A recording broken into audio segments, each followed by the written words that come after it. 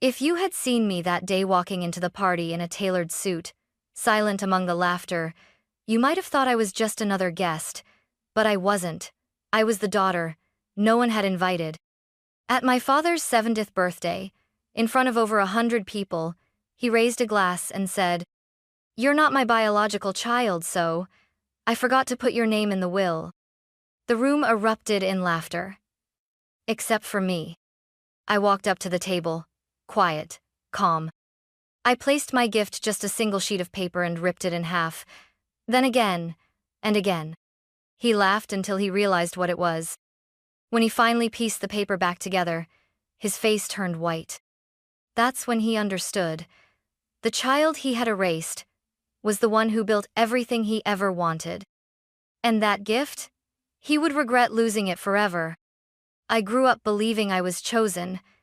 That's what my mom Evelyn always told me. "You didn't grow in my belly, Emma," she'd say, brushing my hair back before bedtime, "but you grew in my heart." As a child, I held on to those words like a secret badge of honor. My dad, Richard Carter, was a respected banker in Sacramento, stoic, stern, but I used to catch him smiling at me when I brought home straight A's. We weren't rich, but I had a pink bike with a ribbon basket, a bunk bed with glow-in-the-dark stars on the ceiling, and Sunday pancakes that smelled like cinnamon and love. Back then, I truly believed I belonged. But that feeling didn't last. When I was 8, everything shifted. Evelyn got pregnant. I remember sitting on the hospital bench, clutching a stuffed giraffe they gave me as a big sister gift, waiting to meet the new baby. But when Nathan was born, the center of the world shifted and I fell out of orbit. Suddenly, everything was about him. His cries, his feedings, his milestones. I told myself it was normal. He was a baby, after all. But the distance kept growing. At school pickup, I'd run to the car, waving a painting I'd made. "Look, Mom." She'd glance at it quickly, then turn back to Nathan in his car seat, cooing at his gurgles. One evening, I heard my dad mutter under his breath as I spilled juice at dinner. "This one's not even blood," he said, wiping the table roughly. He didn't know I heard it. But I did, and it never left me. After that, the warmth started to fade. The bedtime stories stopped. My awards were tucked into drawers, while Nathan's finger paintings got framed. I became the helper, the babysitter, the invisible big sister who didn't need attention. Still, I tried. I cooked, I cleaned, I stayed up late making birthday cards with glitter glue. But no matter what I did, it felt like I was chasing a kind of love that kept stepping just out of reach. And eventually, I stopped chasing. By the time I turned 15, I understood. Being adopted didn't make me special, it made me optional. That realization settled deep in my bones, quiet but cold, like I was a guest in a house I once called home. But I didn't rebel. I didn't act out. I planned. I studied. I saved. I told myself, I will make a life so good, they'll regret forgetting me. And someday, they'll see. I moved out the day I turned 18. No party, no cake, no, "we'll miss you." Just a silent breakfast, cold toast on a chipped plate, and the sound of my dad rustling his newspaper. I had packed everything I owned into 2 duffel bags: clothes, textbooks, and a hand-drawn floor plan of my dream house. I'd sketched it late at night for years, each detail a quiet promise. One day, I'll build something of my own. When I stood at the door that morning, Evelyn said, "Good luck out there." Richard didn't even look up from his paper. Nathan, now 9, was playing video games in the living room. He barely noticed I was leaving. That was the day I realized I was no longer angry. I was free. I boarded a Greyhound bus to San Diego with $412 in my wallet and a scholarship acceptance letter in my backpack. I didn't know anyone there, but I knew what I wanted: a degree in sustainable architecture. The first year was brutal. I worked the front desk of a 24-hour gym at night, tutored high school math on weekends, and survived on instant noodles and coffee shop leftovers. I slept in a garage apartment with no heating, a thin mattress on the floor, and duct tape over a crack in the window. But I was alive. On my own terms. Every time I felt like quitting, I'd picture my father's face blank, unreadable, and remember his words. She's not really mine. That sentence became fuel. I buried myself in textbooks and CAD software, pouring every ounce of pain into floor plans and structural blueprints. I wanted to design buildings that lasted. Structures people wouldn't abandon when something newer came along. Unlike me. By junior year, professors started noticing me. One offered me a paid internship at an eco-design firm. I said yes without blinking. It meant longer hours and more responsibility, but I didn't care. I wasn't just building a career, I was building an identity. I stopped calling home. Stopped sending updates. They never reached out, either. At graduation, I didn't invite them. I walked across the stage, shook hands with the dean, and accepted my degree with a full heart and an empty seat in the front row where they might have been. But I didn't look back. I had already learned that sometimes, silence is the loudest goodbye. After graduation, I stayed in San Diego. The city had become more than just my escape, it was home. The salty air, the bold sunsets, the modern angles of downtown architecture, they made me feel like I belonged to something finally mine. I joined a local green construction firm that specialized in sustainable housing. My title was modest, junior design engineer. But I showed up early, left late, and volunteered for the projects nobody else wanted: public housing renovations, budget-limited school repairs, eco-retrofitting old apartment blocks. Within a year, I was leading my first project, a tiny solar-powered duplex on the edge of Chula Vista. It wasn't glamorous, but it stood because of me. My name was on the permit. My fingerprints were in every brick. That duplex gave me something no parent ever had: proof I mattered. But I wanted more. I spent nights sketching ideas at my tiny kitchen table, dreaming of a firm that didn't just build but healed. Structures that responded to the climate, that gave back to the land, that felt like shelter for both body and soul. So I started Verdi Built Me Own company with just 3, 0, and a website I coded myself. The first months were slow. No clients, just emails ignored and calls unreturned. I lived off savings, canned soup, and pure grit. Then a woman named Trina Delgado called. She was a single mom who'd inherited a rundown lot and wanted to build a home that could stand up to droughts. Everyone else quoted her prices she couldn't afford. I offered her a plan designed from reclaimed materials, passive cooling, and low-cost solar. She said yes. We built her home in 6 months. It was small, but beautiful, sunlit and resilient, like her. When the local paper ran a story on it, sustainable sanctuary for a single mom calls started pouring in. By year 3, Vertibuilt had a 6-person team. I moved into a modest office near Balboa Park.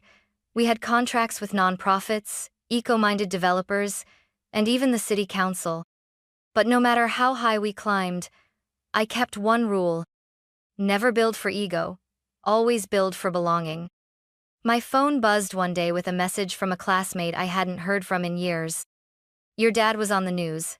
Bank retirement. Big party coming up. Just thought you'd want to know." I stared at the message for a long time. I hadn't spoken to Richard or Evelyn in over a decade. But I knew their house still had the same white fence. And I wondered if I knocked on their door now, would they even recognize me? The message about my dad's retirement party didn't leave my mind. At first I tried to ignore it. I deleted the text, buried myself in work, told myself I didn't care. But, late at night, while reviewing blueprints in my apartment, a thought crept in like a whisper. What if you showed up not to be accepted, but to prove you no longer needed to be? It wasn't about revenge, it was about release. That's when the idea came to me. Not a grand speech, not a confrontation, but a gift, something symbolic, something he would never expect. I remembered a conversation years ago, back when I was 10. My dad was watering the yard, and I was sitting on the porch after getting picked last for kickball. "I don't need friends," I muttered. Richard looked up and said, "You know what matters, Emma? Owning land, that's what makes people respect you." He probably forgot that moment. I didn't. So I found a plot of land. A beautiful piece, right by Lake Tahoe, tucked among redwoods and with a view of the mountains. It wasn't flashy, but it was pristine, quiet, and untouched. It cost $3.2 million. I didn't blink. It wasn't just a gift. It was a statement. I can give you everything you value, even if you gave me nothing. I worked with my lawyer to draw up the deed, transferred the property to my father's name. No strings attached, no press, no credit, just a gift. Part of me hoped he'd see it for what it was. Not a bribe, not a performance, but a final act of closure. I planned to hand it to him on his birthday. Of course I wasn't invited. I heard through a former neighbor that it would be a grand event, retirement and 70th birthday combined. Garden party, catered, live music, speeches, over 100 guests. They'd probably toast to Nathan's new job at the bank. Evelyn would beam in a pale green dress. Richard would shake hands like a king. And me? I would arrive unannounced, calm, dignified. Not to ask for forgiveness, not to be recognized, but to offer a gift that would speak louder than any apology they never gave. A single envelope, a silent gesture. And if they couldn't see its meaning, then maybe, just maybe, they didn't deserve it in the first place. The day of the party, I woke early. I ironed my favorite Navy suit, the one I wore to our first city contract signing. It wasn't glamorous, but it made me feel grounded, professional, present, untouchable. I tucked the envelope deed to the Lake Tahoe property into a leather folder, sealed and smooth.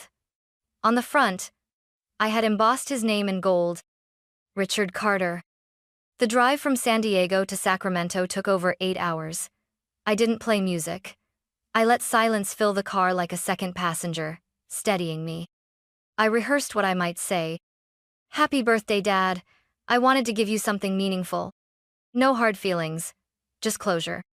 This is from me, your daughter Evan, if you don't call me that. But mostly, I imagined his face, not shocked, not tearful, just still, maybe even proud. I arrived at dusk. Their house hadn't changed. The white fence still stood. The daisy bushes my mother used to trim were in full bloom. The sound of chatter and string lights humming gave everything a surreal glow. I stood by the gate for a moment, gathering my breath. Then, I walked in. No one noticed at first. Everyone was laughing, mingling, sipping champagne from tall glasses. A jazz trio played beneath the pergola. Tables were arranged in perfect symmetry across the backyard. Then someone turned and froze. It was Nathan. He was taller than I remembered, wearing an expensive blazer and holding a drink. His smirk was immediate. "Well, well," he said, loud enough to draw attention. "If it isn't the long-lost charity case." People nearby chuckled awkwardly. "Did you take a wrong turn, Emma?" he asked. "Or just here to make a scene?" I smiled tightly.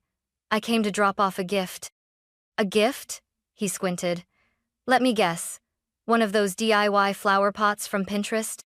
Laughter rippled around him. I didn't respond. I turned and kept walking toward the head table.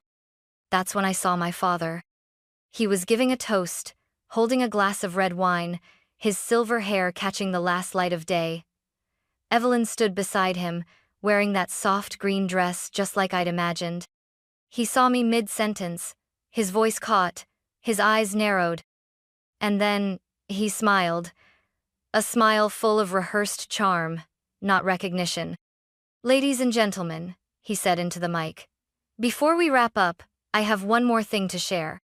I stopped walking. Something in his tone froze the air. "I want to officially announce the terms of my estate," he said. The crowd leaned in. He looked directly at me. "To my son, Nathan, I leave everything. The house, the accounts, the land. As for Emma, well, she's not my biological child. So, I forgot to put her name in the will." The laughter exploded. For a moment, I didn't move. The air was thick with laughter. Champagne glasses clinked. Even Evelyn chuckled politely, her eyes avoiding mine. I stood there, folder in hand, surrounded by people who saw me as nothing more than an awkward interruption. The microphone squealed as Richard handed it back to the bandleader and turned away, already moving on as if his announcement was just another joke. Except it wasn't a joke to me. It was the final nail in a lifelong silence. I walked forward steady, controlled. I didn't cry. I didn't shout. I didn't even blink. When I reached the head table, I placed the leather folder down, gently, deliberately, right in front of the birthday cake. People nearby stopped talking. Nathan cocked his head, amused. "You brought a gift after all?" he smirked. "That's cute." I didn't answer. I opened the folder, took out the single sheet of paper, and held it up. The gold-embossed title read, "Grant of Property Transfer, Parcel, LTA 54,721, Lake Tahoe County." The room quieted, as if sensing something shift. "I bought this for you," I said, loud enough to be heard. $3.2 million, lakeside property, off-grid potential. It could have been your dream home. Richard turned to me, eyes narrowing. "It's yours," I added. "Or it was." I paused. Then I ripped the paper in half. Gasps broke out around the yard. I ripped it again, then again, until the deed was a handful of fluttering scraps, falling like dry snow over the tablecloth and the cake. The crowd stood frozen. No one laughed now. Nathan looked stunned for the first time that night. Evelyn's face paled, her hand trembling slightly as she reached for a glass of wine. "Richard?" He said nothing. Not a word. He just stared at the torn paper, lips slightly parted, hands clenched at his sides. For once, his face showed something real, not smugness, not charm but confusion. Or maybe something close to fear. I looked him in the eye. "I didn't come here to beg," I said, my voice calm but firm. "I came to show you what I've built in my own, without you." I turned and walked away. No applause, no confrontation. Just the hush of disbelief behind me, and the weight of my own heartbeat thudding in my chest. As I crossed the yard, a guest whispered, "Did she say 3 million?" Another murmured, "Why would they do that to her?" And that was all I needed. I didn't need Richard's recognition. I didn't need Evelyn's excuses. I didn't even need Nathan's jealousy. I just needed to know that for the first time in that house, I had been seen. I reached the gate, stepped through, and didn't look back. The music resumed behind me, half-hearted and out of rhythm. And somewhere beneath the birthday cake, buried in frosting and candle wax, lay the remains of a gift he would never understand until it was far too late. I thought that would be the end. I drove back to San Diego in silence, parked my car, walked into my apartment, and sat down at my desk without taking off my shoes. The city lights blinked through the window. Everything felt still. But the stillness didn't last. 3 days later, I got a call from an unknown number. I let it go to voicemail. An hour after that, I got a text from a number I didn't recognize. "You don't know me. My name's Erica. I was at your father's party. I think you should hear what happened after you left." I hesitated, then called. Erica was a junior partner at my dad's bank. She'd only met me once, when I was a child. She told me that after I walked out, no one spoke for several minutes. "They all just stood there," she said, "like you'd pulled the floor out from under them." Then she said something I didn't expect. "Your daddy picked up the pieces." "What do you mean?" "I mean, he got on his knees, Emma. In front of everyone. He bent down and picked up the scraps of paper, one by one, like he could somehow undo it." I couldn't breathe. Erica continued. "People were watching. No one said anything at first. Then someone, Mr. Klein, his old friend from the board, he walked up and said, 'You're a fool, Richard. That woman you humiliated. She built something you couldn't even dream of.' I closed my eyes. 'She's worth more than everything in your will.' That's what he said." Erica told me the party ended early. Some people left in disgust. Others approached Evelyn, but she just kept repeating, "We didn't know. We didn't know." "And Nathan?" He tried to joke it off, apparently. "Drama queen," he called me. "She probably forged it." but no one laughed with him. Later that night, I got another message, this time from Aunt Carol, my father's sister. She hadn't spoken to me since I was 15. Her text simply said, "He's been in his study for hours. The torn deed is on his desk. He won't speak to anyone." I didn't reply, but I couldn't sleep that night. I kept wondering, did he regret it? Did he finally see Menno, the adopted child, not the outsider but the daughter who had built her own name from rubble? I wanted to say I didn't care, that I was over it. But part of Metha girl who once waited for him to say, "I'm proud of you," still listened for an apology that would never come. A week passed. Then two. Then, a letter arrived. Real paper, handwritten, no return address. "Emma, I don't know how to begin this. I suppose that's fitting since I never really knew how to begin anything with you. I've reread this page 100 times and still don't know what to say, except that I failed you. I failed to protect the bond we had when you were little. I failed to see what you were becoming. And in that moment on my birthday, I failed as a father in front of everyone. I picked up the pieces of what you gave me. Not just the paper. The truth. I don't know how to make this right. But I want you to know, I'm sorry. Richard."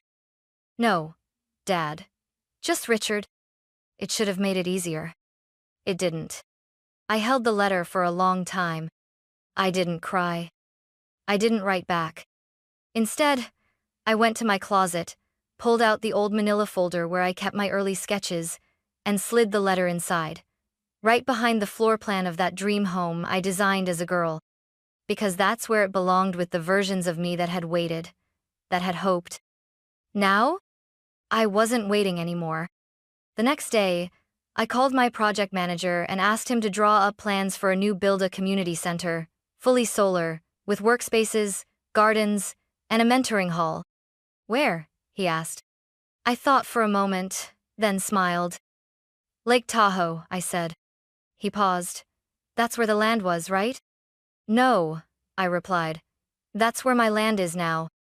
The community center opened a year later. We called it the Haven. Built on a slope above Lake Tahoe, it had wide glass walls, open-air classrooms, solar roofs, and a garden that bloomed year-round. But more than that, it had people, teenagers who'd aged out of foster care, single mothers looking for a second chance, young girls with nowhere else to go. Every week, I showed up, sometimes to teach, sometimes just to listen. I watched as kids painted murals on the walls, as mentors held workshops under the cedar trees, as broken voices grew stronger. One afternoon, a girl named Layla came up to me. She was 16, with tough eyes and a soft voice. "You really built this?" she asked. I nodded. "Even without a family?" I smiled. "Especially without a family." She stared at me a moment longer, then hugged me without a word. That was the moment I realized. I didn't need Richard to call me his daughter. I didn't need Evelyn's tears or Nathan's jealousy. I had created something that mattered. Something that lasted. And that not revenge, not wealth was my legacy. The letter Richard wrote stayed locked away. I never wrote back. I never visited. But sometimes, when the mountain wind blows across the Haven, I imagine him standing there, watching from a distance, wondering what could have been. And I hope he knows. I gave him the chance to see me. He just wasn't strong enough to look.